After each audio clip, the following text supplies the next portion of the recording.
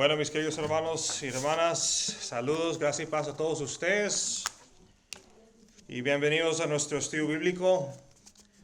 Durante los últimos meses hemos estado estudiando la Confesión Bautista de Fe de 1689 y para los que son nuevos, la confesión es esencialmente lo que nuestra iglesia abraza, la confesión que nuestra denominación abraza, y la confesión que articula qué es lo que creemos como seguidores de Cristo. Y esta confesión ha permanecido hasta el día de hoy como un resumen fiel de lo que enseñan las Escrituras y ha demostrado ser también un instrumento confiable para nuestra edificación como iglesia y tanto como creyente. Y bueno, antes de empezar, tomamos unos minutos para abrir en oración, para preparar nuestros corazones y también nuestras mentes. Oremos. Padre Celestial, te agradecemos por tu gloria, Señor, que tú muestras todos los días a través de todas las cosas en la creación. Señor, es un gran privilegio poder ver las cosas, no estar cegados por nuestro pecado, Señor, sino más bien viendo todo por el lente de tu palabra. Gracias, Señor, por la gracia que nos muestras diariamente. Aunque, Señor, siempre fallamos, siempre peleamos con nuestra naturaleza pecaminosa, tú sigues trabajando en nosotros, santificándonos. Y, Señor, gracias por tu iglesia, que has llamado, Señor, de la oscuridad a la luz. Y nos has rescatado, Señor, y nos has llamado a comunidad para poder adorarte, glorificarte y aprender más de ti para poder caminar contigo. Pedimos, Señor, que prepares nuestros corazones y nuestras mentes para poder comprender lo que vamos a ver esta noche. Que tu Santo Espíritu nos da la iluminación para poder ver tus verdades. La iluminación de tu Espíritu, Señor, siempre nos ayuda a entender las cosas tal como son, tal como lo revelaste. Pedimos, Señor, tu sabiduría también y que tú seas exaltado en todo. En tu nombre, Jesús, oramos. Amén. Y amén. Bueno, mis hermanos y hermanas, ya hemos estudiado la introducción solo para explicar un poco del contexto de donde estamos. Hemos ya visto el primer capítulo, Confesión Bautista, sobre la palabra de Dios, la doctrina de la palabra de Dios. Ya hemos visto el segundo capítulo sobre Dios como la Santísima Trinidad, Padre, Hijo y Espíritu Santo. Ya hemos también visto el tercer capítulo sobre el decreto de Dios o la voluntad de Dios. Y este cuarto capítulo en donde estamos lo hemos convertido en una serie especial, dado que el texto nos permitió entrar en la apologética creacional. Y si no están familiarizados con el término apologética, lo cual fue más ampliada y explicada en las dos últimas semanas, significa una defensa de lo que creemos y en este caso una defensa del relato bíblico de los orígenes. Y en las últimas 2 semanas hemos visto la creación de Dios, es decir, la doctrina de la creación de Dios. Hemos visto la creación de criaturas vivientes, hemos visto la creación del hombre y también hemos visto el intento del hombre, es decir, el intento del hombre pecaminoso, perdido en su pecado, de distorsionar la verdad y de sintetizar la verdad con la mentira, principalmente la narrativa de la ciencia secular. Hemos, por lo tanto, criticado la evolución darwiniana, la evolución teísta, incluso el creacionismo progresivo, y también hemos analizado cómo la evidencia puede ser enmarcada y interpretada de tal manera que acomode la mentira. Y al final, la verdad se nos ha dado a conocer a través de la creación y a través de la palabra de Dios, la cual nos proporciona la lente correcta por la cual podemos interpretar la creación. Y también aprendimos a través de esa lente de la palabra de Dios la base de nuestros derechos humanos y dignidad, y que el valor inherente de la persona humana se encuentra en la virtud de que hemos sido creados a imagen de Dios y el imago Dei, algo que la evolución no puede proveer, es decir, esa base para los derechos humanos y dignidad. Pero en esta serie especial sobre la doctrina de la creación, todavía tenemos que mirar sobre el propósito creado del hombre y su destino. El propósito creado del hombre y su destino. Cuando hablo de destino, no estoy refiriendo a la escatología, los finales de los tiempos, el fin del mundo. Estoy hablando de lo que fue creado para hacer. El diseño original, la intención detrás de ese diseño. Y esto nos lleva al párrafo 3 o sección 4.3, el último párrafo del cuarto capítulo de la confesión. ¿Cuáles tienen sus libros? ¿Cuáles necesitan, los libros para prestar, para verlo hoy en día? 1, 2, 3, ya los traigo.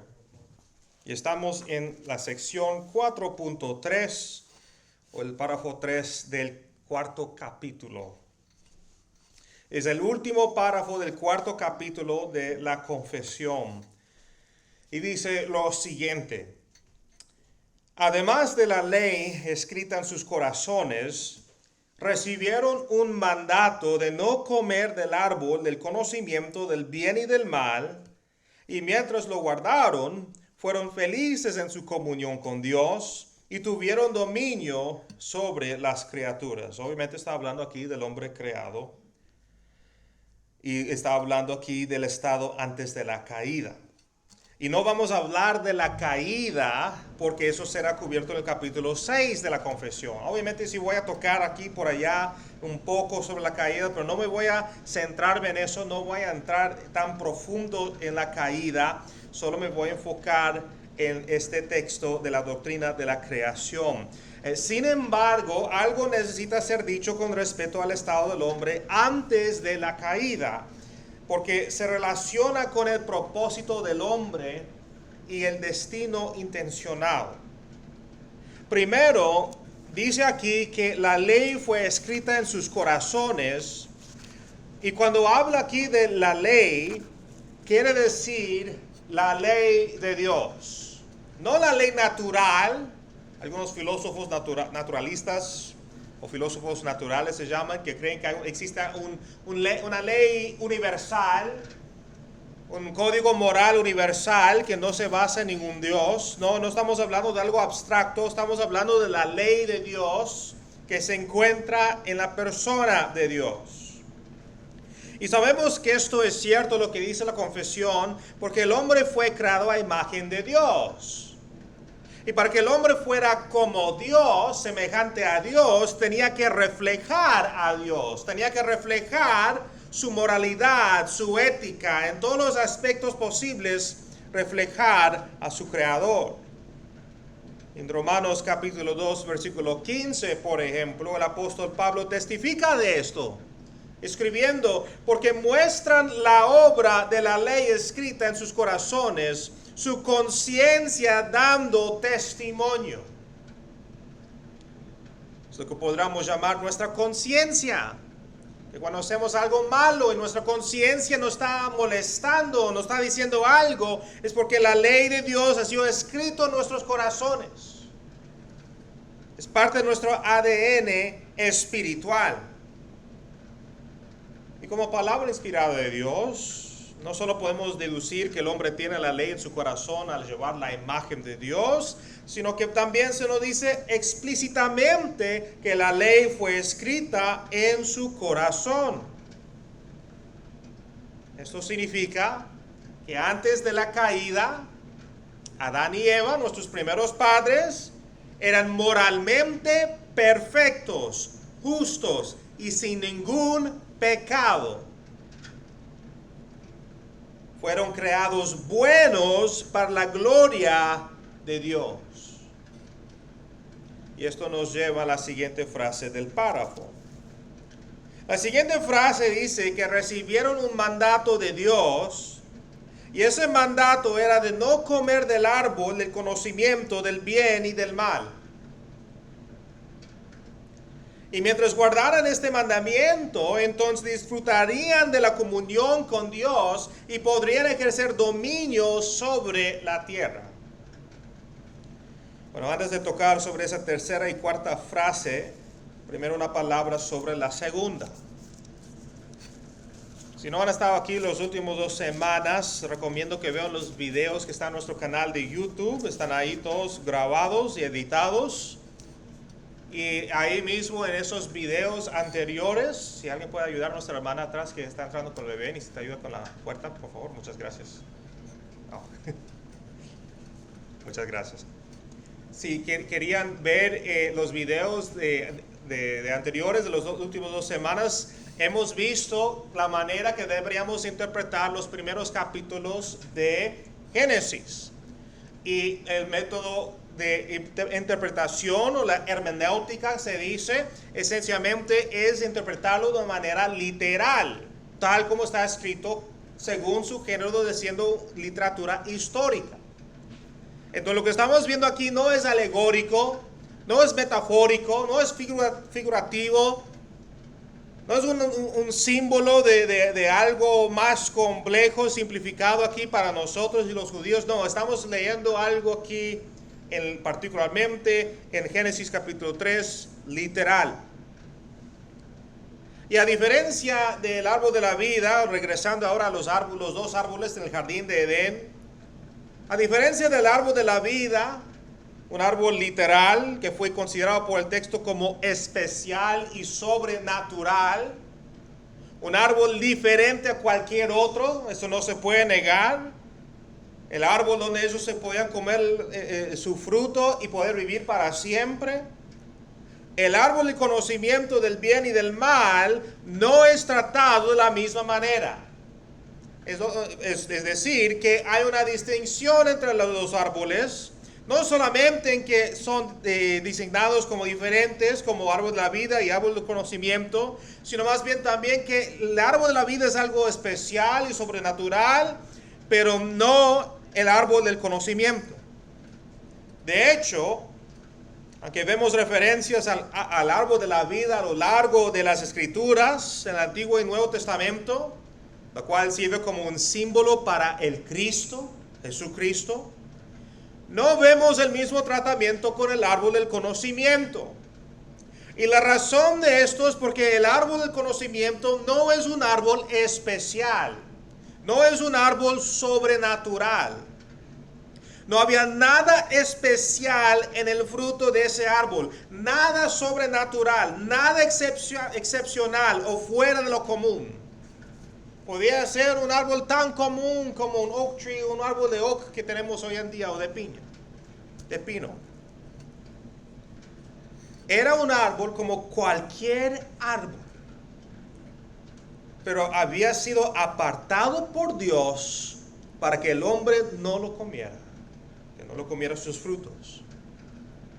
¿Por qué este árbol tenía que ser natural y no especial? ¿Por qué tenía este árbol ser normal y no sobrenatural? Porque si el hombre aprendiera a obedecer a Dios en relación con este árbol ordinario, una tarea simple podrías pensar, simplemente no comer del fruto de ese árbol. Entonces el hombre aprendería cómo obedecer a Dios en relación con todos los demás aspectos creados. Podrías decir que era como una prueba. Si podía obedecer a Dios en algo tan simple, podría entonces saber cómo obedecer a Dios en lo demás. ¿Cómo entonces se abrieron los ojos del hombre cuando comió de su fruto? No porque la fruta era algo especial, sino más bien por el acto de desobedecer a Dios. Pero sobre eso voy a esperar hasta que llegamos al 6º capítulo de nuestro estudio de la confesión para profundizar. Pero por ahora solo diré esto. Una cosa es ser tentado. Adán y Eva fueron tentados. Otra cosa es pecar. Y Adán y Eva pecaron. Y como dijo un amigo, los pájaros volarán a tu cabeza de vez en cuando, pero tienes que asegurarte de que no construyan un nido ahí.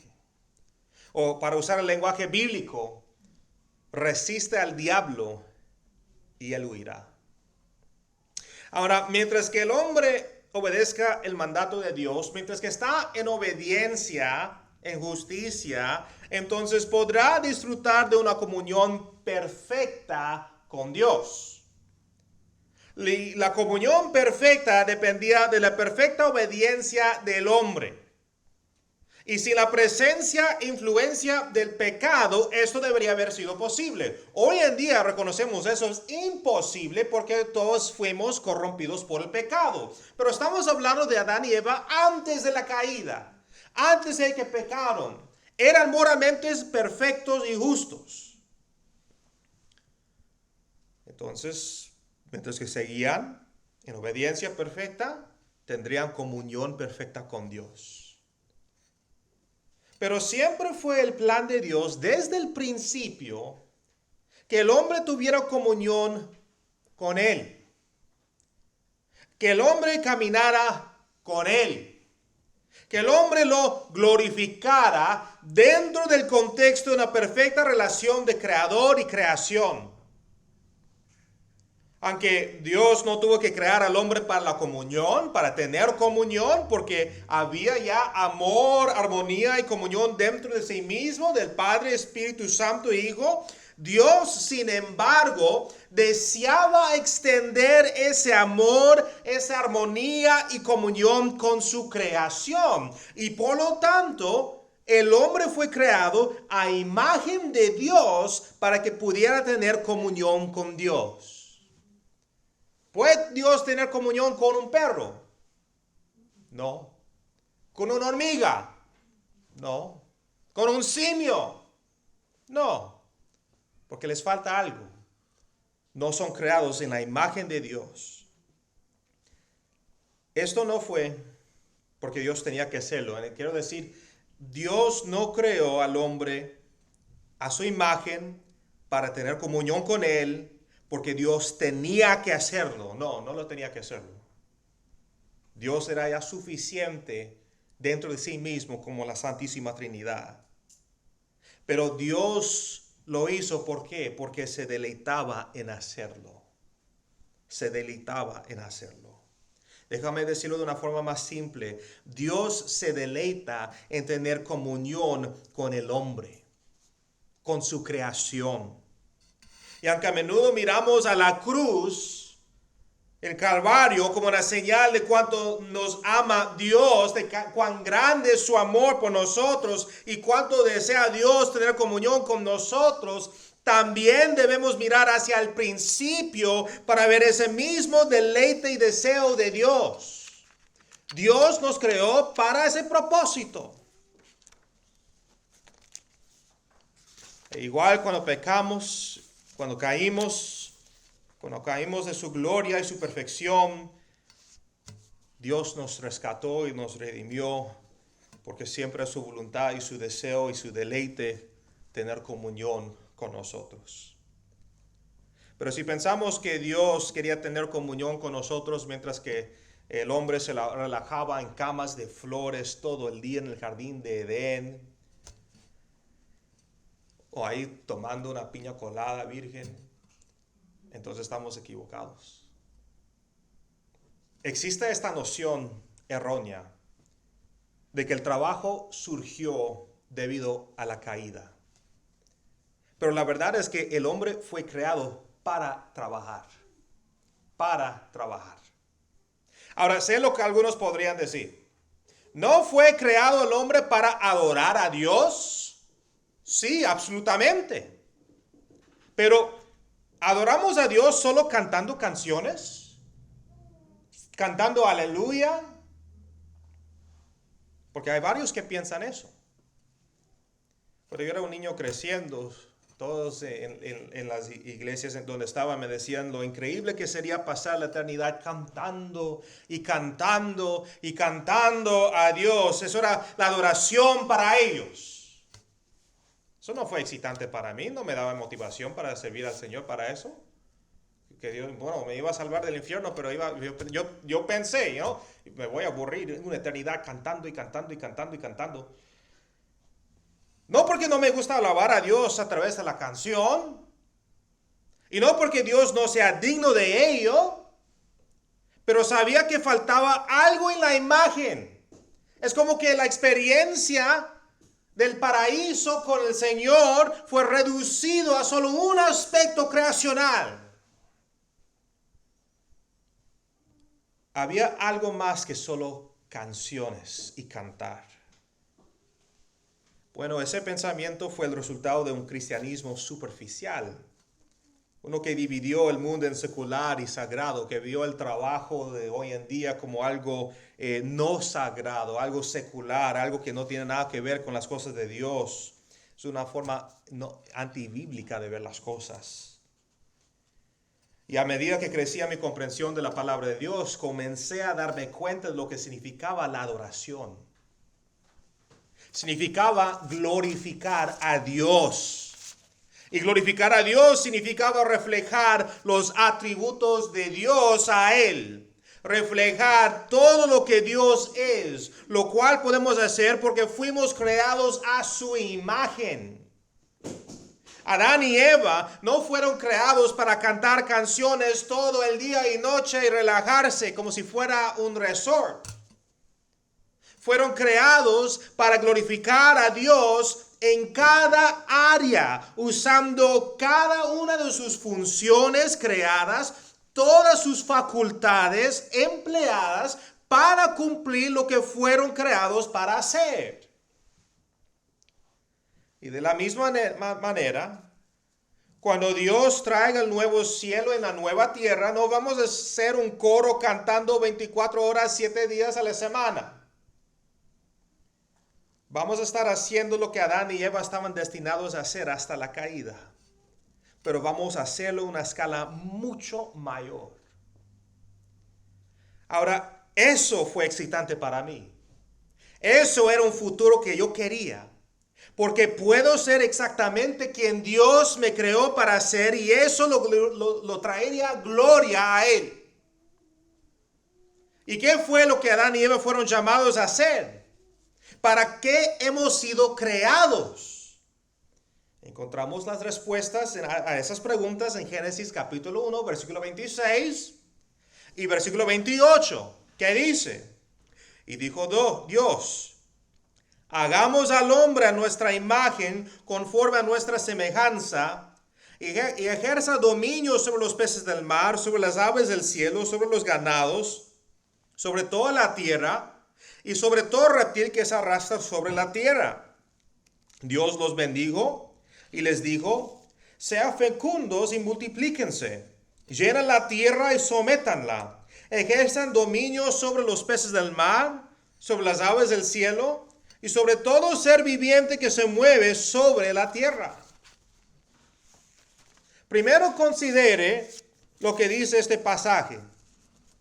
Dice que fuimos creados a imagen de Dios, a semejanza de Dios. Y luego se nos dice que tendremos dominio sobre cada criatura creada en la tierra. Ahora dime, ¿sobre qué tenía dominio Dios? Todo. No solo la tierra, no solo nuestro sistema solar. No solo nuestra galaxia. Dios tiene dominio sobre cada objeto creado, ya sea aquí en esta tierra o a años luz de distancia en el borde del universo. Dios tiene dominio y Él ejerce dominio. Y lo que Él hace aquí en Génesis 1:26 es crear una criatura que es como Él. Y ser como Él significa que podemos ejercer dominio sobre el medio ambiente para el que Dios nos creó. Dios, en otras palabras, es un creador. Y Él ha creado una criatura con la capacidad de crear dentro de su entorno creado, utilizando materiales creados. ¿Entendieron eso? Nunca nos vamos a comparar con Dios, obviamente. Nunca vamos a crear algo de la nada como Dios lo hizo. El Latin ex nihilo, que dijo que haya luz y había luz. Pero a nuestra manera creada, podemos crear. Y cuando lo hacemos, reflejamos la imagen del Creador. Considera lo que dice John Piper. Es un ministro de Dios bien respetado, muy altamente respetado, que sí les recomiendo que lean sus escritos. Dice, cuando el primer capítulo de la Biblia dice, Dios creó al hombre a imagen suya, a imagen de Dios lo creó, varón y hembra los creó, Génesis 1, versículo 27. ¿Cuál es el punto? El objetivo de una imagen es para reflejar. Las imágenes se rigen para mostrar el original. Apunta al original, glorifica el original.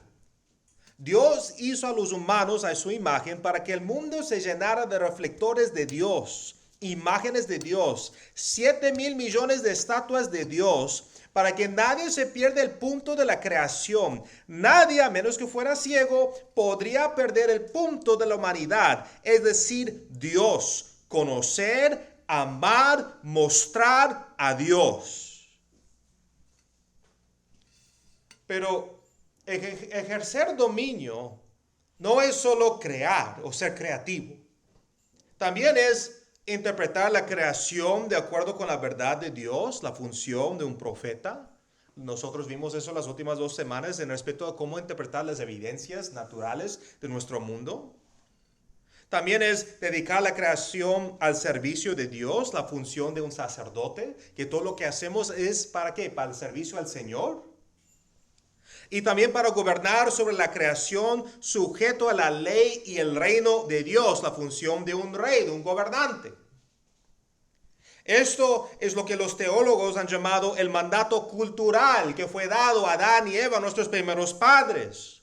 Y para resumir todo esto de la manera que podamos entenderlo, el hombre fue creado para, 1, tener perfecta comunión con Dios, y 2, para cultivar la creación de Dios en una civilización piadosa. Lo voy a repetir.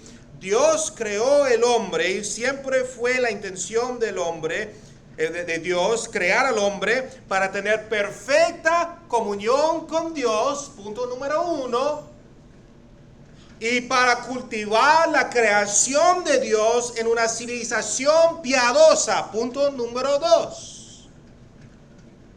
1 y 2. Si deseas aprender más sobre el llamado profético, sacerdotal y real del hombre en relación con el mandato cultural, lo que puedes hacer es puedes consultar mi artículo en la revista La Fuente, que está en la entrada ahí. Puedes coger una copia gratis de como un regalo de la iglesia. Está disponible en inglés y español. Si quieren dar una donación para cubrir el costo de imprenta, lo pueden hacer. Simplemente dejarlo en la recipiente de ofrendas. Pero puedes cogerlo. Está en inglés y español. En ambos está. Y también puedes descargar una copia digital gratuita del sitio web del Cantero Institute. Y esencialmente es un artículo que va mucho más profundo sobre ese triple oficio del hombre. Pero quería reiterar el propósito y el destino intencionado del hombre. Hemos visto que el propósito del hombre es tener perfecta comunión con Dios, número 1, y número 2, cultivar la creación de Dios en una civilización piadosa. Pero en cuanto a su destino intencionado, es construir una civilización piadosa en comunión con Dios y su pueblo por toda la eternidad. Y eso se realizará plenamente cuando Cristo regrese y haga nuevas todas las cosas. Me gusta pensar que no solo vamos a estar construyendo una civilización piadosa en la tierra, sino que se va a extender mucho más allá de nuestro planeta y hacia los sistemas solares y galaxias circundantes. Ese día cuando estamos con el Señor. La escala de lo que podríamos lograr dentro de esa realidad renovada, en comunión con Dios y para la gloria de Dios, es sin límites. Pero lo voy a reducir al principio. Vamos a regresar al principio de Adán y Eva. Lo que Adán y Eva originalmente tenían la tarea de hacer es lo siguiente. Considera las siguientes palabras de Jordan Raynor, quien escribió el libro Llamados a Crear, una invitación bíblica a crear, innovar y arriesgar. Y dice, lo que Dios creó en 6 días es asombroso. Pero lo que es igualmente notable es lo que no creó. Creó animales, pero no les dio nombres. Creó la tierra, pero no creó sistemas de riego. Creó estrellas, pero no creó una aplicación para el iPhone o el Android que nos permitiera sostener una computadora de bolsillo hacia el cielo para verlas todas por su nombre. Después de trabajar durante 6 días, Dios dejó la tierra en gran parte sin desarrollar y sin cultivar. Creó un lienzo, o no sé cómo más se puede decir, un canvas, y luego nos invitó a unirnos a Él para llenarlo. El hombre fue creado para trabajar en comunión con Dios para la gloria de Dios. Me recuerda cada vez que me siento con mis hijos con una hoja de papel y algunos marcadores ahí en la casa. Y por lo general quieren que yo dibuje algo. Y después de haber dibujado algo, ellos quieren agregar algo. Entonces sale como algo diferente, ¿no? Un toque de cada uno. Creamos arte juntos. En una escala mucho mayor, eso es lo que Dios desea hacer con nosotros. No estoy seguro de si has sentido esto antes o no, pero la sensación de logro, la satisfacción y la alegría que proviene de haber creado algo, ya sea una obra de arte o decoración, un plato de comida, un mueble, una máquina, etc., algo que has creado y cultivado, disfrutamos crear, disfrutamos cultivar la creación en algo, porque llevamos la imagen del Creador. Es por eso que deleitamos en eso, porque fuimos creados en la imagen de Dios y al hacer eso reflejamos la imagen de Dios. Solo piensa en el hecho de que cuando Dios envió a su Hijo al mundo, no lo envió a un hogar de un sacerdote, de una familia sacerdotal. No lo mandó a una casa de fariseos o de escribas. Todos esos habrían sido adecuados para el Mesías. No. En cambio, fue enviado a la casa de un carpintero. Un carpintero. La vocación en la que se crean cosas con materias primas. Con madera se pueden hacer muebles y casas y todo lo demás. Una vocación muy ilustrativa de la construcción de cultura. Ahora, por supuesto, la caída del hombre afectó nuestro propósito creado, porque entonces con el pecado se perdió la posibilidad de cultivar una civilización verdaderamente piadosa. Y por cultivar una civilización piadosa me refiero a cultivar la cultura. Porque cualquier cosa que hagamos en este mundo creado es alguna forma de construir una cultura. Bueno, después de la caída, por lo tanto, el hombre continuó cultivando la cultura. Fue diseñado por eso, fue creado por eso, es parte de su diseño, es natural. Continuó trabajando, pero ya no era con el objetivo de traer gloria a Dios. Por el contrario, el hombre ahora crea cultura para su propia glorificación. Piensa en el Torre de Babel. Piensen en la estatua de Nabucodonosor. Se ha convertido el hombre pecaminoso en su propio profeta, en su propio sacerdote y su propio rey. Me viene a la mente el pasaje de Jueces capítulo 21, versículo 25. Cada uno hacía lo que le parecía bien ante sus propios ojos. Como su propio profeta tenía su propia interpretación entonces. Como su propio sacerdote dedicaba todo a sí mismo. Y como su propio rey entonces reinaba como él quería. Con esto podemos ver que el pecado no impidió que el hombre funcionara, simplemente corrompió su funcionamiento. Pero eso también significa que dentro del contexto del Evangelio, la obra redentora de Jesucristo, el funcionamiento del hombre puede ser restaurado. Y eso es de hecho cierto, porque si el Evangelio trae renovación al corazón del hombre, entonces lo que fluye de ese corazón renovado será encontrado agradable a Dios.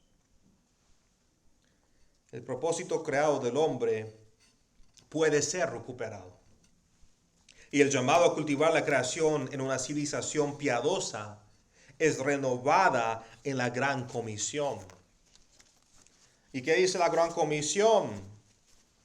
Acercándose Jesús les dijo a sus discípulos: toda autoridad me ha sido dada en el cielo, en la tierra. Vayan pues y hagan discípulos de todas las naciones, bautizándolos en el nombre del Padre y del Hijo y del Espíritu Santo, enseñándoles a guardar todo lo que les he mandado. Y recuerden, yo estoy con ustedes todos los días hasta el fin del mundo. Tenemos que entender la Gran Comisión dentro del contexto de toda la Escritura, empezando desde el libro de Génesis. Y no solo en respeto a la caída del hombre, sino más atrás al diseño original y la intención detrás del diseño del hombre. Voddie Baucham, quien es un respetado maestro de la Biblia y teólogo que también te recomiendo, un bautista reformado, debo agregar también, una vez habló sobre la importancia del trabajo en la vida del cristiano. De hecho, fue una charla que dio en la conferencia de Founders Ministries el año pasado. Y enseñó que todo lo que hacemos es sagrado. Toda vocación legítima es sagrada. Y cuando digo vocación legítima, digo vocación legítima. No estoy hablando de una vocación pecaminosa. Y lo que Dios nos llama a hacer es hacer como podamos que cualquier rincón del mundo en el que vivimos, que Dios nos ha puesto, se parezca al jardín del Edén. Ya sea trabajando como trabajador de construcción, o como tendero, o como agricultor, o como empresario, o como maestro, o limpiador, o como panadero. Todo lo que hagas debe hacerse en servicio a Dios. Obviamente no lo vas a convertir su rincón del mundo como el jardín del Edén.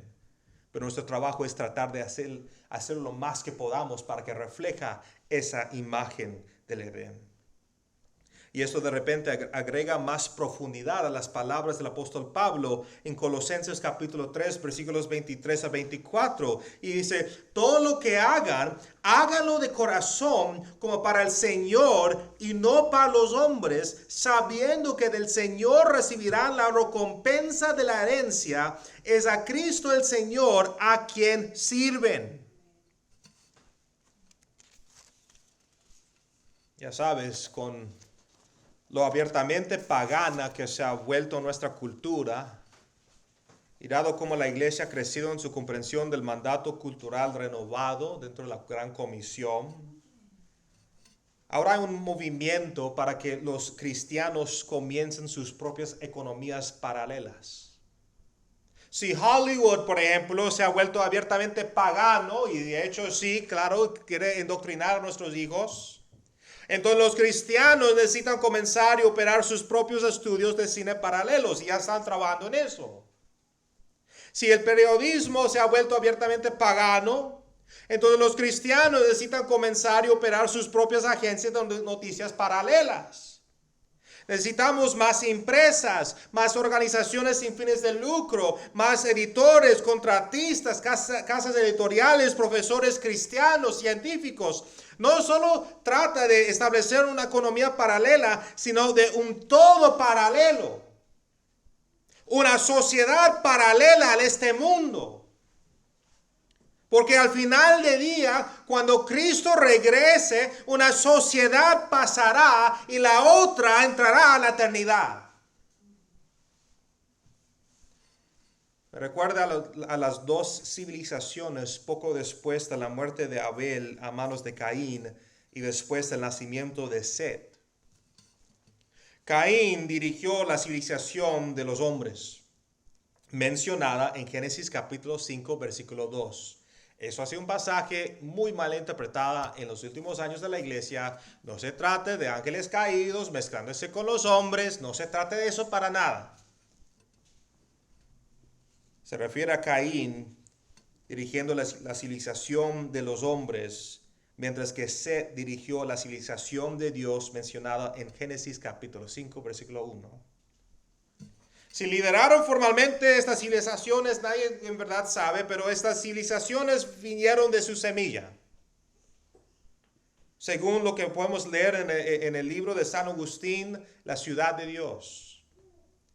La diferencia, por supuesto, es que los hijos de Dios, en ese contexto de Génesis, tomaron para ellos a las hijas de los hombres como esposas. Y esto terminó con la distinción que existía entre las dos civilizaciones, una civilización piadosa y una civilización pecaminosa.